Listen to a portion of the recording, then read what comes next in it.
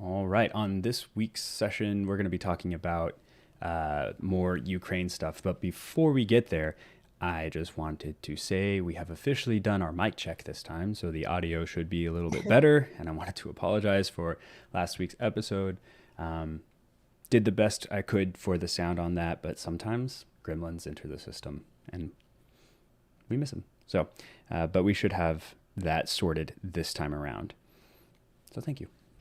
Yeah. Okay, on the day that you're hearing this, March 14, 2022, it has been 18 days since Vladimir Putin directed the Russian army to invade Ukraine. This invasion has had devastating consequences for the people of Ukraine, which you can read about or watch or listen to on pretty much any media channel that exists right now. It is necessary for the world to see, but it can also be really overwhelming for those of us who don't need another picture of just how ugly humanity can be, which is why we're trying to contribute to the coverage by adding context to the headlines. This invasion has also all but collapsed the Russian economy and sent shockwaves through other economies worldwide, in no small part because of sanctions that have been levied against Russia by many other countries and organizations across the globe. In many cases, imposing sanctions seems to be the first response when one world government makes decisions that are not, shall we say, supported by other world governments, because they've been such a key response during this conflict. We wanted to make sure that we, and by extension you, have a foundational understanding of what they really are, how they impact the countries that are sanctioned and the countries that impose them, and whether or not they produce the desired results. So, what exactly are sanctions? Sanctions can take so many forms that it's no wonder we interpret the idea as this all-encompassing concept that's both vague and ominous. It also doesn't help that the word sanction has two sort of antagonistic definitions. On the one hand, a sanction is a threatened penalty for disobeying a law or a rule. And then on the other hand, it means official permission or approval for an action. When an action is sanctioned, it means that it received a blessing from whatever authority reserves the right to give authorization. When you withdraw money from the bank, you're sanctioning that action. Obviously, this is not the point that we care most about here. I'm a word nerd, and I thought it was an interesting point that word can have almost two opposite connotations. The definition that we care about for this episode is the threatened penalty. And whoa, are there a lot of them. Economic sanctions, diplomatic sanctions, military, sports, environmental. For the purposes of this episode, we're primarily focusing on economic sanctions, but there may be some mentions of the others in there. A fuller definition of sanctions, according to dowjones.com, expands on what exactly the word means in this conversation. Punitive and deterrent actions taken by one government or a multilateral body, such as the UN, against another country, entity, or individual. Sanctions can take a variety of forms, including travel bans, asset freezes, arms embargoes, capital restraints, foreign aid reductions, and trade restrictions. Sanctions are what nations and international groups use to punish other nations and international groups who aren't playing nicely in the global arena without the use of armed force. Sanctions can be used in response to big political moves like an invasion of a globally recognized country, but they can also be imposed in a more economic focus situations like trade wars in the form of tariffs, which are like extra taxes on goods coming into a country to be sold. Like we said a minute ago, sanctions come in many forms. For the most part, they do pretty much what their name says, but we will give you a brief rundown of the most common types before we keep going.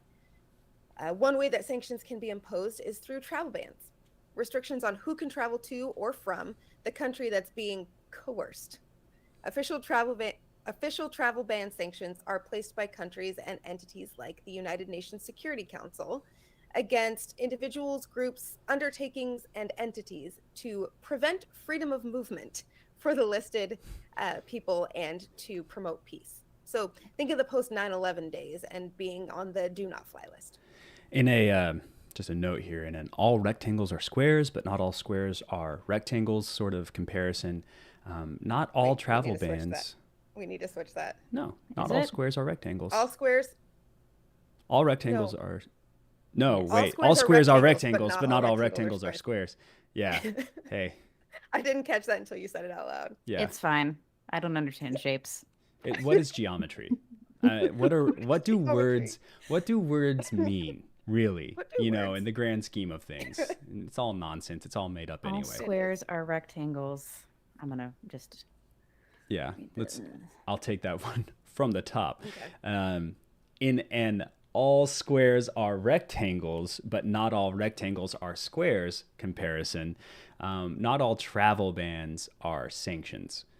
Trump imposed a travel ban on multiple countries during COVID-19 to prevent the spread of the virus, but those travel bans were not punitive, even if it may have felt like it and even if it had economic impacts on those countries.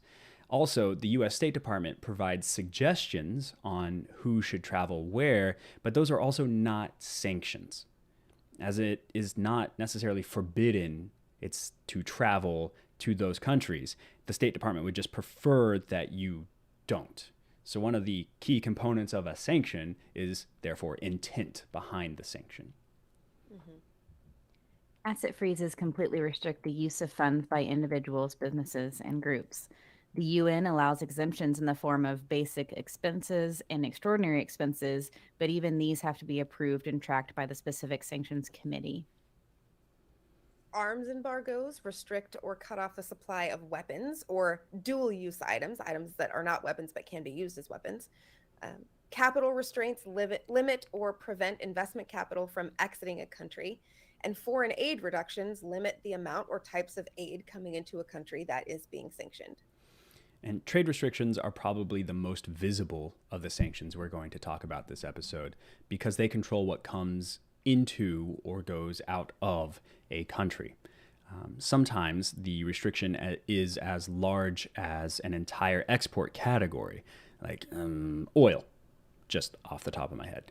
Other times, the restriction is on smaller, seemingly insignificant items like diamonds, which are insignificant in the grand scheme of things. Right. One of the biggest trade restriction sanctions I can think of is the Cuban cigar embargo, which prevented Cubans from being sold in America. This meant I needed to travel to Canada to smoke a Cuban, and I felt like I was breaking the law the entire time. I wasn't. Canada specifically sells Cubans close to the border because they know Americans will travel over to buy them. Why were Cuban cigars sanctioned in the U.S.? Because the profits went straight into Fidel Castro's pockets, and it turns out America isn't a fan of Fidel's ideologies. What? I mean, What? yes, I'm shocked. I thought we were best friends with Fidel. I thought he came over on Sundays and we watched football and had barbecues together at the White House. Is he I mean, still I've alive? seen Dirty Dancing Havana Nights. I don't think so. I know he doesn't rule Cuba anymore for like a couple No, years. I think he died. I knew that one. I'm He pretty sure died he too. did. I think it's Raul at the moment who is Yeah. who's hanging out in Havana. So Yeah. right, off track. So Funny trails. focus. Yeah. So We also. Yeah, sorry. go ahead. No. I was just going to reiterate. We're talking about the list of sanctions right now for people who, like me, can't follow a verbal list without it being explicitly stated. Yes. So we're talking about. We've mentioned so far travel bans. We've asset freezes, arms embargoes, foreign aid reductions, capital restraint limits, and trade restrictions in general. Yes. So We also do need to mention that not all economic punishments count as official sanctions. For example, some of the punishments against Russia that have been imposed by groups like the National Hockey League or oil giants BP and Shell are not considered state or UN sanctions, but they are definitely punitive actions designed to coerce Russia into changing its behavior. These decisions will have similar effects as sanctions imposed by political organizations, but they are not official political sanctions. right, can one of the harder hitting sanctions actually against Russia right now has actually come from FIFA in banning Russian players from competing in FIFA, the soccer organization. UEFA also banned Russian players, and that would be like I don't know, similar to saying like the Cowboys can't play in the NFL. Like it's a Right. big deal. I wish they wouldn't. I mean, well, do they really play anyway? They kind of just lose. Past couple of years, they've been kicking it up. I don't remember Bunny that. trail. Back to sanctions. Dak who? So can punishments be handed out to? Can punishments that are handed out to individuals be considered sanctions themselves? And can sanctions be handed out by groups that aren't inherently political?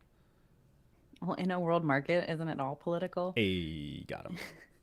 Hitler wasn't accepted into art school twice and states in Mein Kampf that his anti-Semitism. You can Semi- what? you can do it. I believe in you. His anti-Semitic. Nope. Oh, I got in your head. Yes. Semitism. Okay. He states in Mein Kampf that his anti-Semitism began during this period of rejection. Will World Taekwondo stripping his black belt title be Putin's own version of art school rejection that causes the next World War? No, because Hitler invaded Poland after his art school rejection, and Putin invaded Ukraine before his personal sanction of no longer holding the title of black belt. But rejection still stings the old bride. Sure does. Yeah. That one feels like really specific. It seems real targeted. It seems real like intentional. Just as a note, as a former Taekwondo doer. I was waiting for that. I was Yeah. waiting for that gross. to come out. Yeah. When I saw that written in there, I was like, this is where we're going. I didn't write that. That was all Savannah. Yeah. No, but I knew we were going Oh, here. yeah.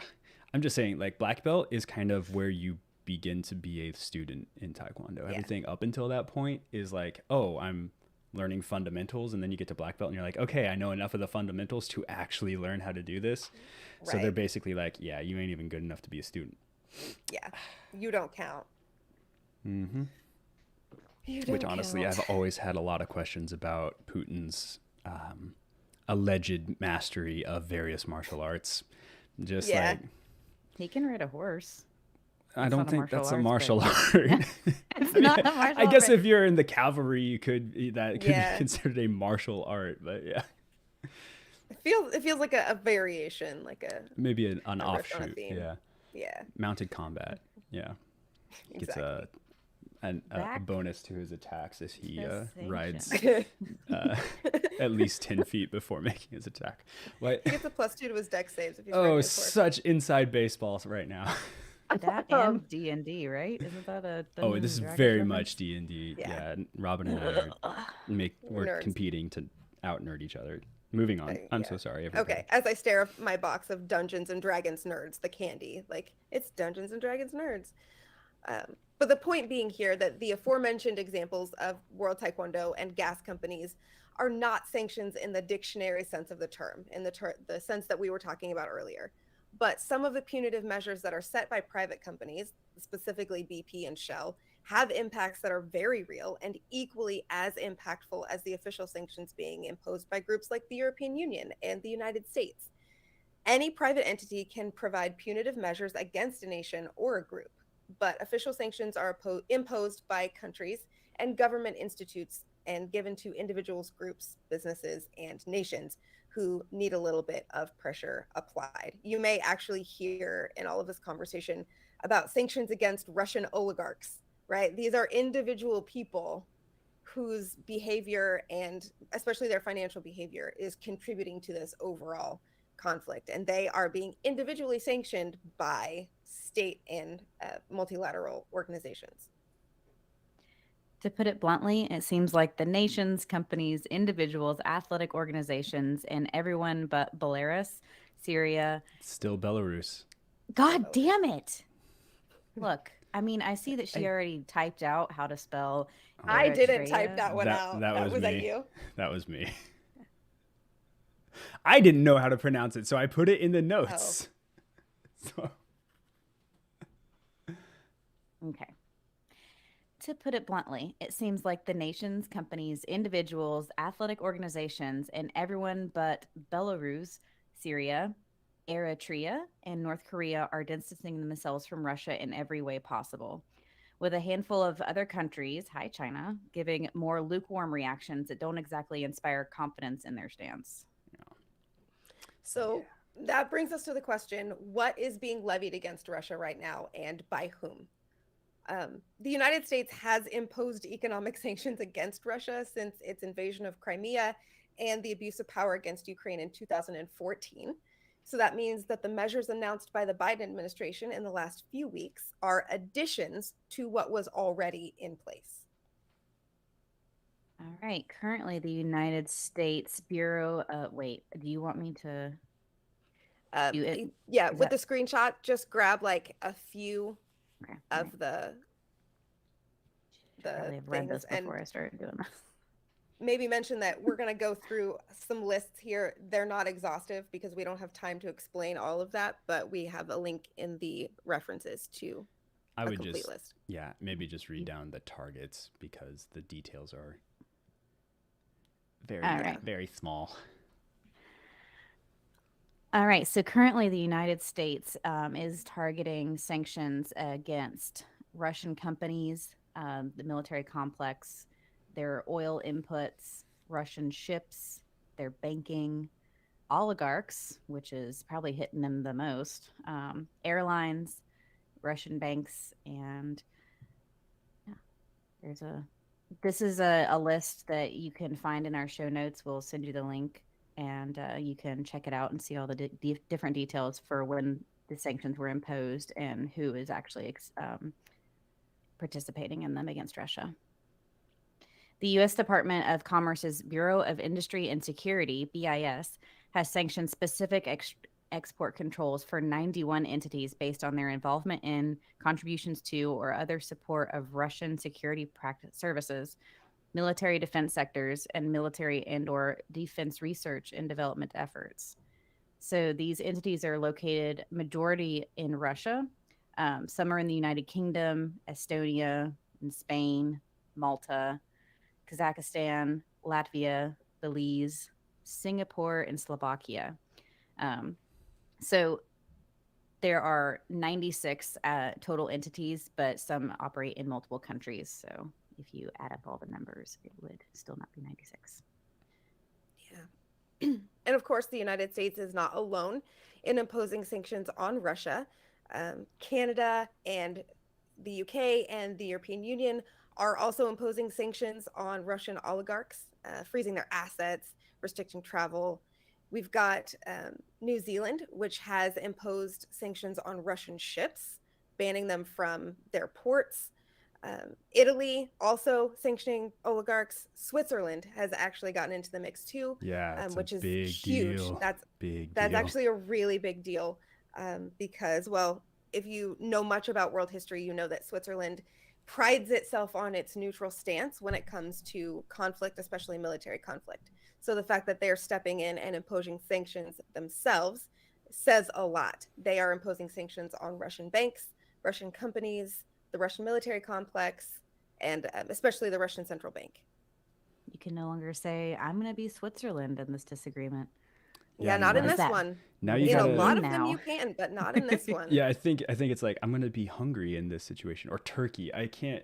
There are some people who are trying to remain neutral. I don't think Hungary. Yeah. And like this is one of those situations where neutrality is not, I think, a morally supportable position to take. Right? Yeah. I mean, it seems to me that the position on the ground is fairly clear cut. One country invaded another under false pretenses and has been doing incredible things like bombing maternity wards. And I think 9 hospitals have been blown up by Russia at this point. And oh yeah, threatening nuclear reactors and forcing the scientists there to work at gunpoint after they do take them over. They killed a New York Times journalist as of the time we recorded this. So great stuff. Great stuff. I don't think being neutral here is gonna. It's not gonna look good. Yeah. A conversation for a different time, maybe. there are other punitive measures being taken by private entities, which we mentioned earlier. Just a short list of those, like Nestle, Heineken, Starbucks, McDonald's has withdrawn from Russia, which is a big deal. It's had a huge psychological impact on Russian citizens.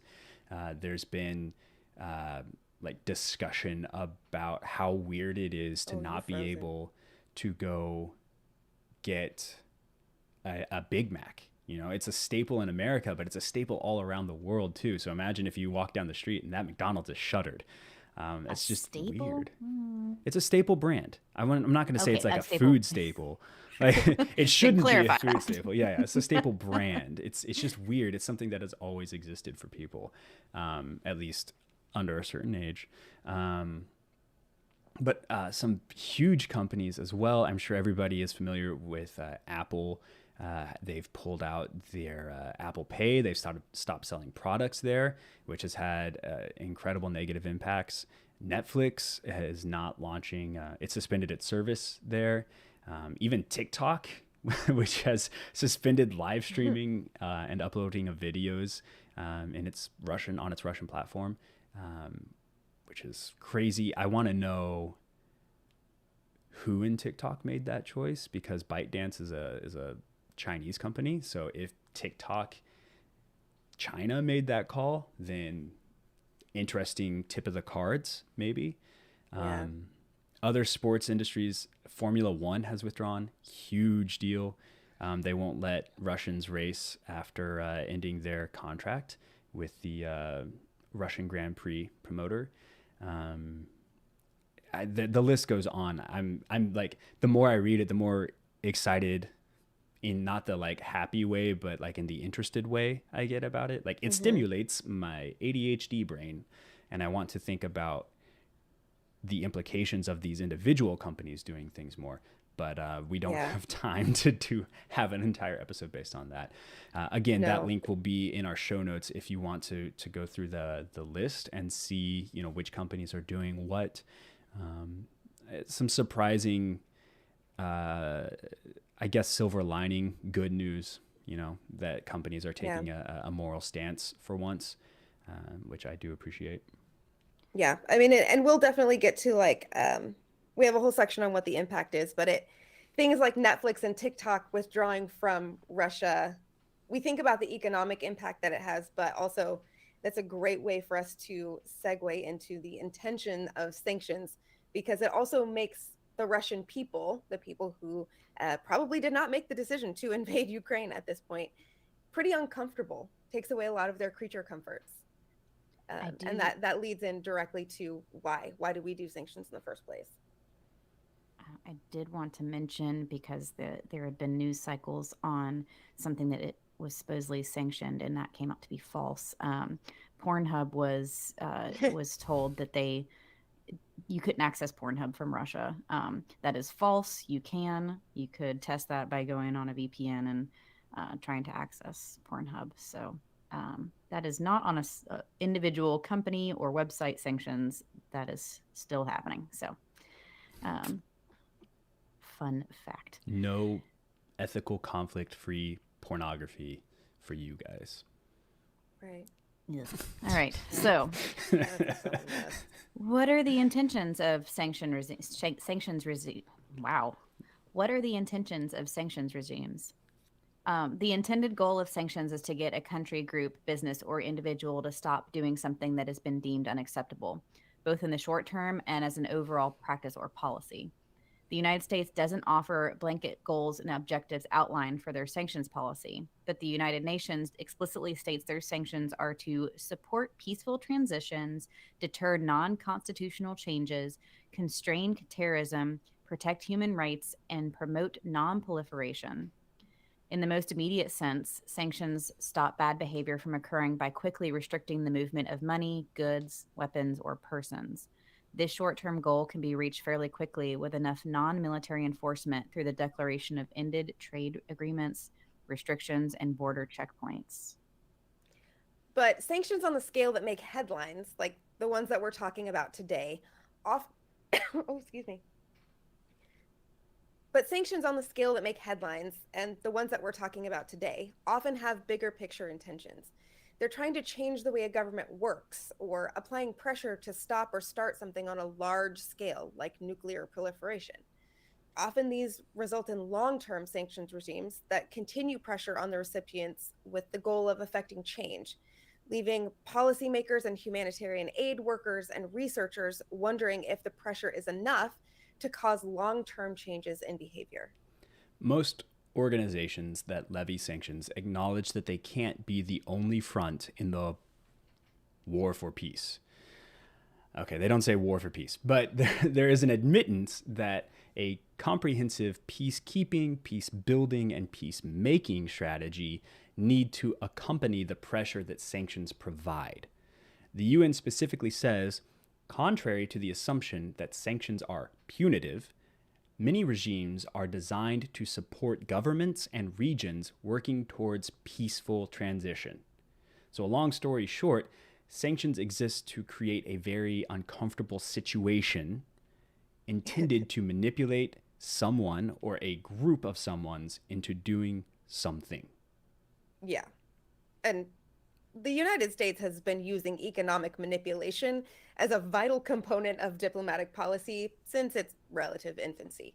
In 1807, the United States attempted to restrict trade with the United Kingdom and Napoleonic France as a consequence for their harassment of U.S. ships. And, as expected, that embargo had some effect on the economies of those countries, legitimizing the concept and essentially turning it into our go-to non-military flex. But it also had a very significant negative impact on the American economy, proving that the consequences of sanctions go beyond the expected. It could be argued that they even spark already strained persons into a willingness to go to actual war with the country that imposes the sanctions, right? So you have made things hard, and I already was a little iffy on our relationship, and now you're actively antagonizing me. I'm just going to punch you. America did just that as a colony of Britain. When Britain wanted to impose taxes and tariffs and economic sanctions on the best drink that there is. Beer? Nope. Tea. This is chocolate tea, which is a weird thing, but it exists. What? Mm-hmm. Are you joking? I'm dead serious. Oh, is it the Yogi Mayan cocoa spice? No. It's literally roasted and ground cocoa, and Oh, yeah. kind of like you would do with coffee, but it's more chocolatey. Mm-hmm.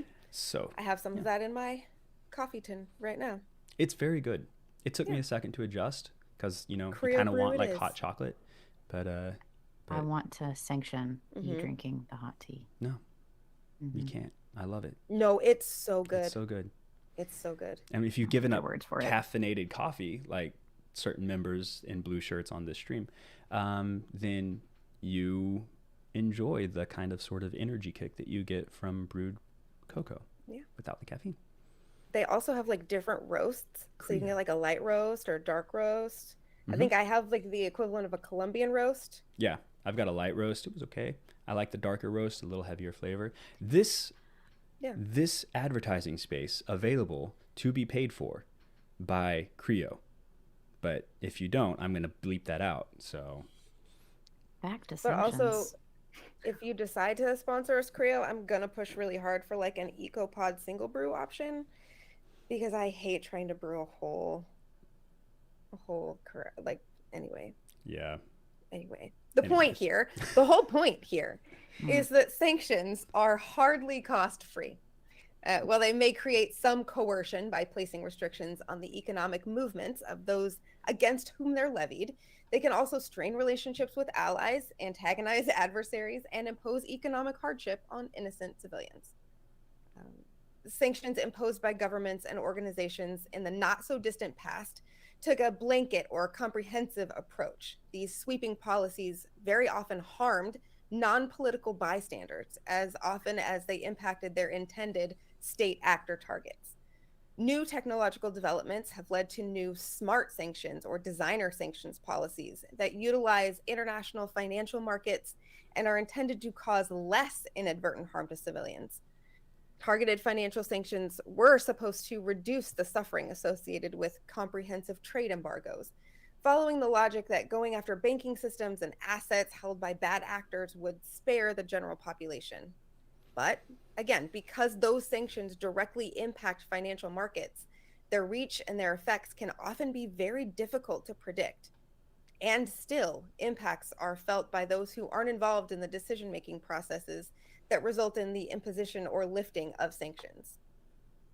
In practice, too, most financial measures have been layered on top of existing trade sanctions, damaging the overall economies of targeted countries even more because that's what they need. One source we read said international relations scholars do not agree on a lot, but the literature on sanctions is unanimous on the harm these measures inflict on populations in targeted countries. Even financial sanctions are likely to trigger repression, corruption, and backsliding on human development indicators. The effects of economic sanctions on bystander populations have been well studied by public health specialists and aid organizations. To use the words of Harvard researcher Stephen Marks, they often constitute violations of economic, social, and cultural human rights. Countries that are heavily sanctioned can experience economic and infrastructure collapse caused by increased unemployment, declining GNP, capital flight, lost foreign investments, and a general inability to fund reconstruction. For example, during the Gulf War in 1991, Iraq's infrastructure was devastated by bombing raids and military campaigns. Roads were bombed out, electrical generators were destroyed, and water treatment plants were completely unusable. Reports on the conditions of the country ranged from it being reduced to pre industrial status to being apocalyptic. Following the war, the United States and its allies also imposed a sanctions regime on the country. Iraq's GDP dropped from 66 billion to 11 billion. And while we've talked about how big those numbers can be, they get much smaller when you're trying to divide that out by 18 million people. That's a GDP of roughly $611 per capita. For comparison, in 1991, the United States GDP per capita was $24,342. That is a pretty significant difference, to say the least. Yeah. What with a non-existent means of national income, sanctions limiting foreign trade and investment, and no infrastructure to support a meaningful workforce, the country remained in a state of complete disrepair for 13 years, despite efforts to mitigate the sanctions' impact on the individual. In 1995, the UN Security Council and Iraq agreed to a program that allowed Iraq to sell a limited amount of oil and use the income to buy food and other humanitarian goods and pay reparations to Kuwait. Over the course of the sanctions regime, the total amount of food and humanitarian goods Iraq was allowed to import under the Oil for Food program came to about $204 annually, less than half the per capita income of the poorest countries in the world at the time. And yes, Hussein skimmed some off the top for his own regime as well, about $2 billion over the course of 8 years. $2 billion. I feel like I really need to drive home how much money he was taking per year. Yeah. To communicate that. $2 billion over 8 years. That's an insane amount of money that could have been going to his people that would have made a massive, massive difference in their lives. Right. And with the intention of these economic sanctions being to make it uncomfortable and put pressure on Hussein and his regime to change things because the state that his people were in, clearly he was not feeling the pain. Yeah. Well, the old maxim does hold true that poop flows downhill, if you will.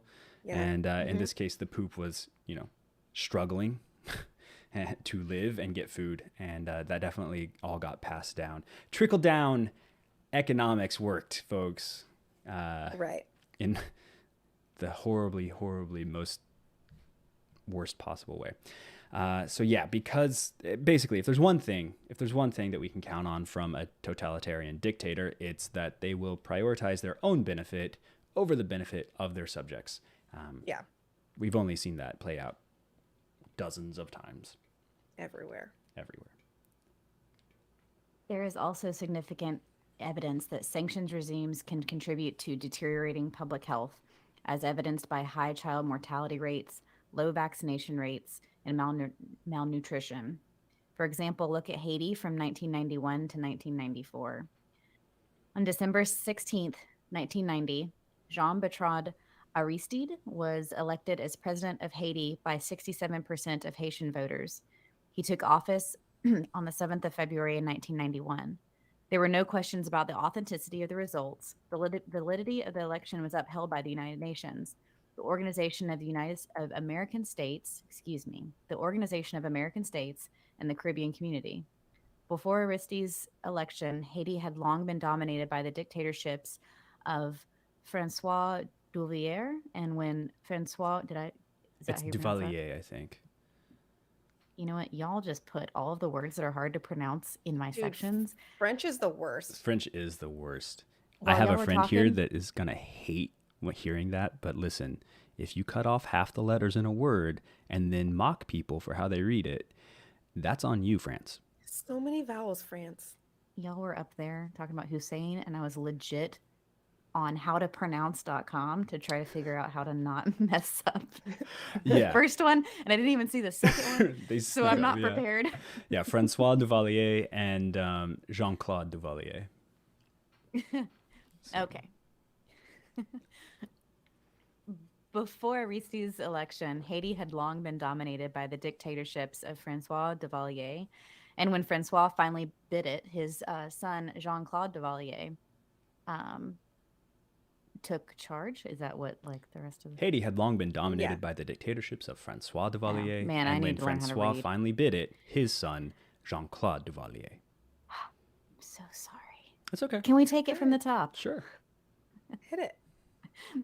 Before Aristide's election, Haiti had long been dominated by the dictatorships of Francois Duvalier, and when Francois finally bid it, his son, Jean-Claude Duvalier. At the end of Jean-Claude's reign was followed by 5 years of political instability under 5 different regimes. The election of Aristide was supposed to mark the beginning of an era of democratic, economic, and social progress. So, of course, all that fell apart. On September 30th, 1991, President Aristide was overthrown in a coup d'etat headed by Lieutenant General Raoul Cedras and forced into exile. Sanctions in the form of a trade embargo were levied almost immediately, as in October 1991, and these were in an attempt to restore Aristide to the presidency. But the new military regime resisted these sanctions for more than 3 years. By the end of 3 years, there was, mostly chaos when it came to Haitian sanctions. Yeah. The European community could not agree on what exactly to embargo and continued shipping goods to Haiti. Sporadic oil shipments, some at first linked to the Organization of American States members, then from Europe, kept the country fueled. But the embargo did have an obvious and significant effect on one group, Haiti's already impoverished population. The situation after the coup deteriorated from extreme poverty to a state of virtual famine in some parts of the country. Not only did income decline, and unemployment shot up. With less cash came less ability to purchase nutritious foods, leading to poorer nutrition and rising mortality in toddlers. The stress and lack of assets contributed to an overall decrease in attention to children's well-being and education, and the overall breakdown of families. Haitians, especially poor Haitians, switched to survival mode, changing their diets, their spending habits, consolidating households, selling domestic goods. There were fewer formal marriages in favor of marriage-like arrangements. There was decreased school attendance and making children essentially into indentured servants. To summarize, these sanctions resulted in extensive violation of Haitians' human rights. And as is always the case in these situations, these violations impacted the most disadvantaged in the community the hardest. But as it is with everything having to do with global conflict, the causes and effects of these violations are very difficult to untangle. One group of researchers looking into the connection between sanctions and human rights issues have identified 2 probable indirect links between the two. The first link is the decreased capacity of a sanctioned government to protect against human rights violations. This includes what we were just talking about with Iraq and Haiti, but it also includes a reduced capacity for oversight of security agents, which can lead to human rights violations having to do with violence. The second link involves an increase in dissent. One of the intentions of sanctions is to cause dissent that motivates bad actors to change their behavior. You don't want to lose your power. The people are the ones who have the power to strip you of your power, even in a dictatorship. That's what color revolutions are all about. So you will therefore make changes to keep the people happy and to keep them from rising up, because ultimately the people in a government or in any given country outnumber the government actors in that country. But in some circumstances, the response to that unrest is not capitulation. It's increased pressure on the dissenters, like mass arrests of protesters in Moscow. Just again, off the top of my head, a woman got arrested yesterday at a protest for holding up a sheet of paper. It had no writing on it. It was just a blank sheet of like poster board. She was holding it up, and it's on film. 2 cops walk her off. So anyway, not to make light of the situation whatsoever, but I just see that as her making a meme template. Like it's a blank sheet, so anything can be written on it. Yeah. And that can be used, like maybe Russia thought that could be used It's a lot. as like and then we can't ignore. Oh no, I'm just actually, Savannah, you were making actually a legitimate point about where Russia's mentality was on that. Yeah, I mean, why? Yeah, it's just allowing something to be created whenever you hold up a poster like that, and it can make Russians seem like they can say anything. And if the internet gets a hold of that, it's going to look bad. So I can see why Russia would do it. But it's still, I mean, even if that were the logic behind it, it's still a huge violation of that woman's rights, and not to mention commentary on freedom of speech. Like, clearly Russia doesn't have that, as demonstrated. But the whole point of freedom of speech is that if somebody is saying something that the government doesn't like, the government has to just take it. You know?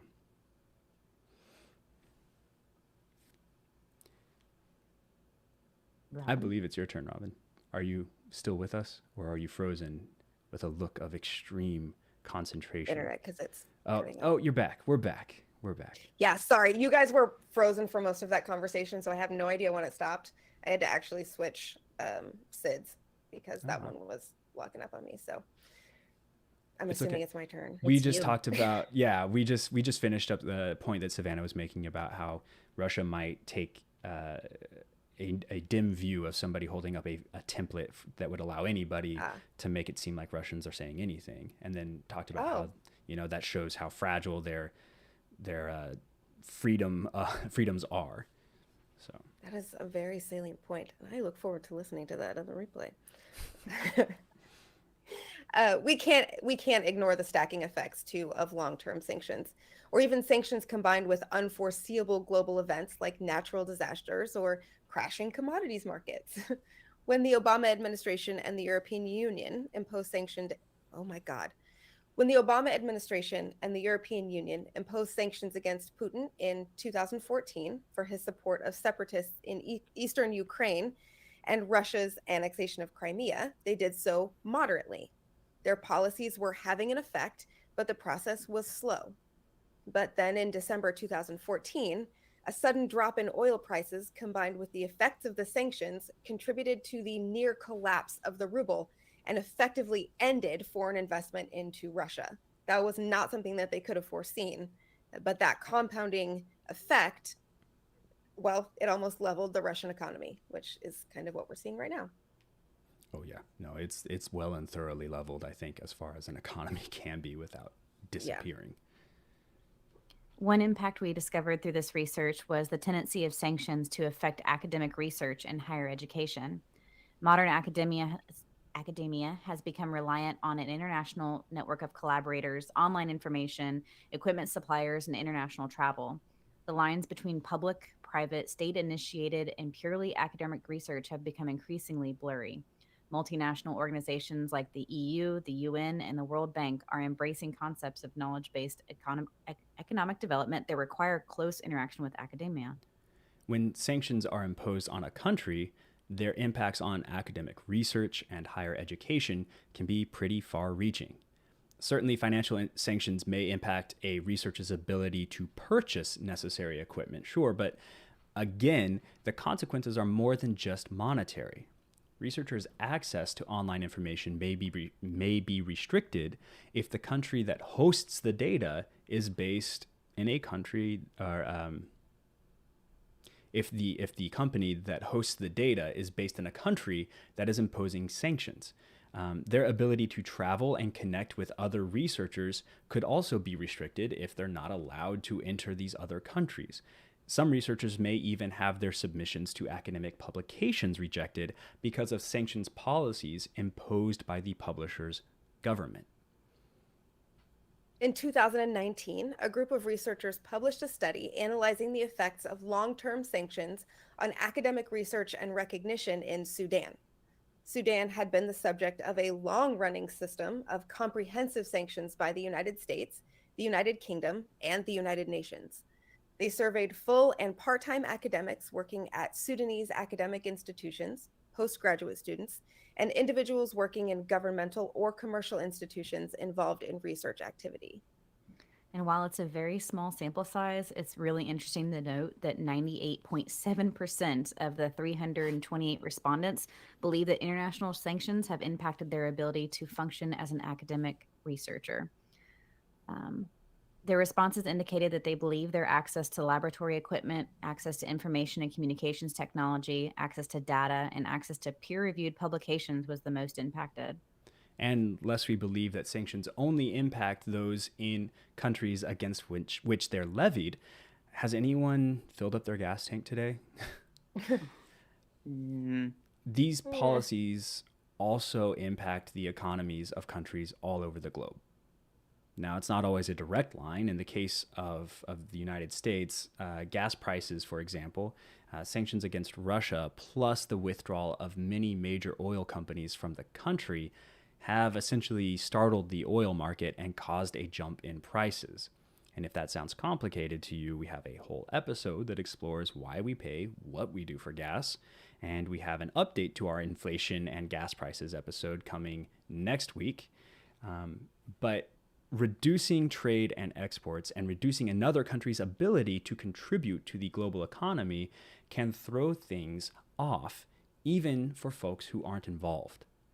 In today's global economy, a disruption in one country has ripple effects around the globe or across the plane of the flat Earth. Right. So that brings us to the biggest question of all of them. If sanctions are the world's go-to non-military consequence, do they actually work? Do they do what they're supposed to do? Well, there are many folks who will tell you that they do. Generally, it's the people who make the decisions to impose them. But remember that the intentions of sanctioned regimes generally include controlling immediate circumstances. They want to stop a thing from happening right now. Freezing assets and controlling people has a tendency to do that. But we also have to remember that sanctions policies can include a longer-term diplomatic goal, like overall policy or regime change. And the evidence for success in those more complex situations does not appear to be very encouraging. One story that many proponents of international sanction regimes love to tell is how these policies helped end apartheid in South Africa. And indeed, an internationally enforced embargo contributed to the breakdown of the ruling bloc and empowered more progressive political and business groups working to end that segregation. But we can't tell that story without also talking about Myanmar. Is that how you pronounce that? Myanmar. But we can't tell that story without also talking about Myanmar, where Myanmar. Can we please write these out phonetically? Yeah. Yes. Absolutely. Sorry. You highlighted this one for you. Because you were working on the title card. I would much rather. I know. I know, but like I did So much did better. not intentionally give you another hard word. No, that was earlier. All right. But we can't tell that story without also talking about Myanmar, where sanctions actually seem to strengthen those in power because they were able to pass the cost on to non state groups. The reality of the situation is that sanctions are often, perhaps always, employed as part of an overall package of factors that may lead an individual or nation in one direction or another, but untangling the individual impact of any set of sanctions is likely not going to be an easy thing to do if it's even possible at all. As Adam Roberts, research fellow at Oxford, said, there are very few cases where you can definitely identify sanctions as having had a success, except sometimes in combination with other factors. One of the primary problems, as we saw in Haiti, is that sanctions have to be applied evenly to work. Some actors are going to ignore the sanctions, while others will undercut them, such as when China became one of Iran's such as China. Some actors will ignore sanctions, while others will undercut them, such as when China became one of Iran's biggest trading partners after the US sanctioned Iran in 2010. It's fine to say, we're not going to sell you X, but it doesn't do much if other people can sell X to the intended target. So why then do we put so much stock in them? The reliance on economic sanctions would make it appear that sanctions are universally proven to be effective, but the fact remains that we simply don't know. A 2014 study relying on a data set maintained by the University of North Carolina found that at best, sanctions lead to concessions between one third and one half of the time. Later, a 2019 Government Accountability Office study came to the conclusion that not even the federal government was certain when sanctions were working. Further, there seems to be no effort to find out. According to that GAO study, officials at the Treasury, State, and Commerce departments stated they do not conduct agency assessments of the effectiveness of sanctions in achieving broader U.S. policy goals. Insane. Some studies indicate that sanctions fail in as many as 95% of cases, while other older studies have shown that sanctions continue to decrease bilateral trade by 90% even years after the sanctions have been lifted. It could be that sanctions have gained efficacy over the years. The majority of the sanctions applied in Russia target individuals more than institutions, and even the institutional sanctions, like removing Russia from the SWIFT banking system, have carve outs for certain industries to avoid impacting the general population too much. These so called smart sanctions are targeted punishments meant to hit the decision makers where it hurts and leave the general population relatively unscathed. In addition to the economic sanctions targeting the Russian financial system, Western powers are also increasing their efforts to identify and freeze the assets of Putin's business allies, the oligarchs that we've talked about. Whereas the broad sanctions have impacted the general public significantly, for example, the ruble has dropped to new record lows in value, the more targeted sanctions have begun to upset the oligarchs that control the levers of power in the Russian economy.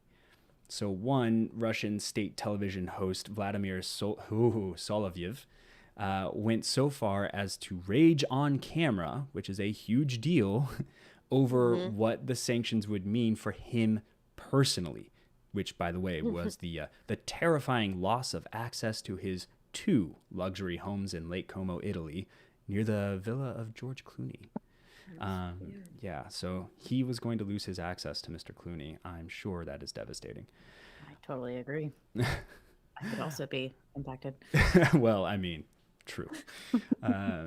On Sunday, February 27th, billionaire industrialist Oleg Deripaska, who you may have heard of before, maybe, and I think it's Mikhail Friedman, who founded Russia's largest private bank, began campaigning for an end to the war on Ukraine.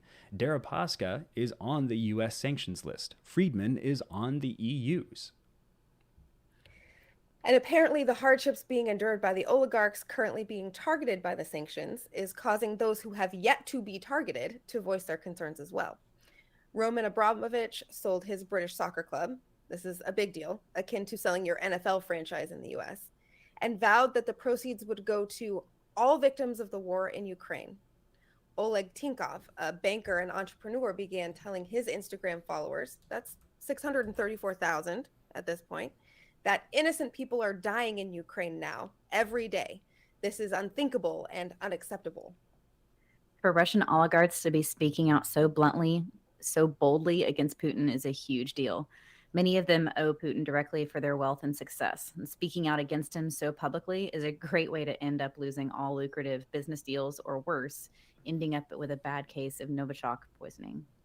So, and I think, by the way, there was a new round of sanctions announced on Thursday. So I think Abramovich and Tinkov may have been folded up in that broadened sanction because it targeted over 100 oligarchs. So it was huge, and that one was announced by the EU. As with all information revolving around Ukraine, the situation is developing very rapidly. So this information about who is and who isn't being sanctioned could be out of date by the time you hear this. Double check on who's getting targeted with what for more accurate information. The point being, it is having obvious and noticeable effects on people right now, which does lead some sort of credence to the idea that sanctions are working. We can at least draw direct lines to how the current swathe, is already impacting the decision-making of the Russian power brokers. When it comes to discussing the effects of sanctions, however, I think there's something that we need to keep in mind. A lot of what we talked about when we were talking about sanctions were how they impacted human rights, how they impacted the population of a country and of surrounding countries, how there were unintended ripple effects. And I think if we focus on all of those negatives, which, don't get me wrong, are in fact negative and bad and we shouldn't strive for, we lose sight of the fact, or we lose sight of the context that we have limited levers of power that we can pull to influence another country. It can be sanctions, it can be military action. I am not sure what else we can do. Right. And so if you get hung up on this has huge negative effects on the population, well, yes, but so does bombing their cities and their soldiers being killed in combat. And if you think that warfare fought with real people and equipment and things that cost ridiculous amounts of money doesn't have a direct impact on the economy of a country, which would also influence prices for those people, you're clearly being intentionally obstinate. It's all tied together. And so we have to weigh that. We have to make that moral calculus. Do we impact it one way or the other? But no matter how we do it, it's going to be impacting. And I think we'll see as we get more effective in developing sanctions and targeting sanctions, we're going to see minimized. That doesn't mean minimal. It just means a smaller impact on individuals. When I think about sanctions, I think of them like the difference between carpet bombing and a missile strike. Carpet bombing is going to hit a whole block or more. I just don't know how you can separate it and make it specifically targeted without still impacting the individuals in the countries. Because if you have a leader that's pissed off, who suffers? It's the country. Right. You absolutely can't make it specifically targeted. And that's my thing. Like with a predator strike, for example, yes, you are more focused on your specific target, but we all know, we're very, very aware of the fact that even in the best scenarios where you hit your target, you're impacting a massive amount of people that are immediately around the target and that also depend on the target that was taken out.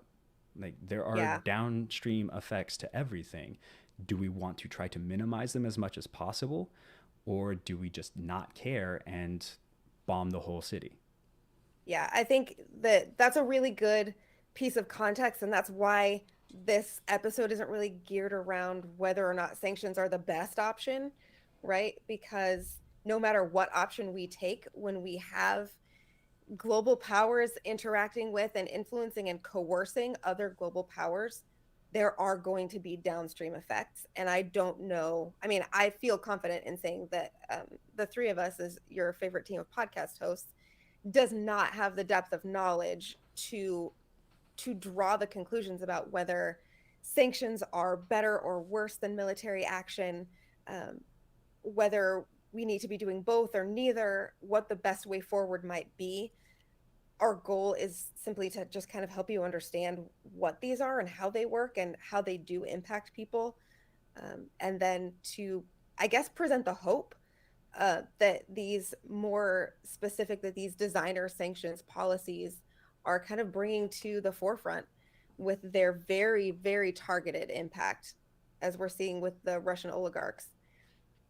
We're hoping that going forward, these blanket sanctions like we saw in Iraq and in Haiti don't have to be the way forward, that they can be a tool if we have to use them, maybe, but that we can put pressure on the people who will actually be making the decisions rather than costing bystanders their livelihoods and their lives when we know that their dictators don't particularly care about them in the first place. Well, context, man. And if you love context as much as we do, there's a great place to find a lot of it. Don't roll your eyes. That was good. I'm not rolling it at all. I'm laughing. All right. All right. If you would love more context, you can visit us at firesidebreakdowns.com. You can find every episode of our show. You can find our show notes. Oh, God. Oh, show boy. Nuts. Oh, Yes, man. dude, 'cause it's been a long time since I flubbed one up that good. You can Find our show nuts. find our show notes. I haven't made it to the bloopers in a really long time, y'all. I don't know if that's true either. Okay, I haven't checked the bloopers folder in a long time either. You can find every episode of our show. You can find our show notes with all of our resources and our sources, including that awesome list of sanctions that we talked about earlier that is sortable by country, by date, updated very frequently. And then you can also find how you can support us if you love the work that we're doing. We have a Patreon account, and we would love for you to join our Patreon, become a patron. We have a Patreon account, and we would love for you to join us there. You get access to cool things and first looks and primary. No, God damn it. Use your Robin. words. breathe. Okay. Breathe. No. Rainbow Deep breath. breathing. Rainbow breathing. This is maybe a day when I should not have taken my meds with coffee. Counterproductive. You can also find a link to our Patreon account if you would like to support us in our goal of maybe hiring a professional editor or a social media manager. That would be fantastic. We would love to see you there. Our patrons get great perks. And now I think it's time for some good news. Yes, and we do have some good news directly related to Ukraine. Some college students have set up a website to kind of like Airbnb, to allow people around the world to offer up their homes for people fleeing Ukraine. And it's by the same kid. I say kid. I don't know. He's a youngster. young man. A young man. Avi Skiffman. He also did, if y'all remember, during COVID-19, the website for tracking COVID cases. If y'all remember, that broke out pretty big in 2020. So they created this website, and it's in multiple different languages to allow people who need to seek aid to get it properly. And so a lot of people came together to make it work. That website exists, and it'll be in the show notes as well. And let me grab the name or this URL specifically so I can tell you guys. It's called Ukraine Take Shelter, and it's in multiple different languages. In addition to that, I am a part of a Facebook group called Host a Sister, and there are thousands of women in it, and young girls that travel around the world, and they are doing the same thing as Ukraine Take Shelter, just through this Facebook group. They're offering up their homes and offering to drive people from like borderlands more into Europe to help Ukraine refugees get out. And so it's been very interesting watching everyone offer up their homes and their spaces throughout Europe to Ukraine refugees. And that's been a bit of personal good news for myself, and seeing it being directly impacted on a smaller scale. So check out Ukraine Take Shelter. And if you're a woman, check out Host a Sister Facebook group. And yeah, you can help offer your home if you have it. So. Super cool stuff. That was awesome. We won't keep you all any longer. Thank you so much. Remember, next week we will be talking about revisiting fuel prices again, because they've changed a little bit, and talking about some of the misconceptions, misperceptions, rumors, facts, all of that stuff around it. Until that point, we thank you very much for joining us, and we will see you next week. Until then, take care of each other. Bye. Burr, burr, burr. I'm going to stop recording.